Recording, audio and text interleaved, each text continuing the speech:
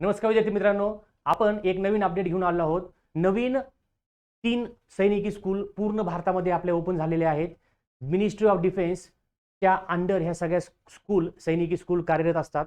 त्या ज्या 3 नवीन school open झालेले आहेत, पहिली स्कूल ओपन झाली आहे तमिळनाडू राज्यामध्ये, दुसरी आहे गोवा राज्यामध्ये आणि तिसरी आहे आपल्या महाराष्ट्र राज्यामध्ये एक नवीन सैनिकी स्कूल सुरू झालेली आहे।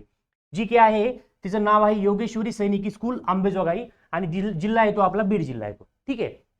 बर ह्या सैनिकी स्कूल आणि बाकीच्या 2 सैनिकी स्कूलमध्ये फरक काय समजा, तर ह्या 2 सैनिकी स्कूल आहेत आपल्या रेसिडेन्शियल टाइप मध्ये आणि ही जी आहे आपली डे बोर्डिंग स्कूल आहे। याचा अर्थ रेसिडेन्शियल आणि डे बोर्डिंग मध्ये फरक काय, तर बाकीच्या ज्या सैनिकी स्कूल आहेत तिथं तुमचा विद्यार्थी आपण ऍडमिशन केल्यानंतर पूर्ण वर्षभर त्याचं तिथं राहणं खाणं झोपणं वगैरे किंवा सगळ्या गोष्टी जेवण सगळ्या गोष्टी स्कूलमध्येच होणार आहेत।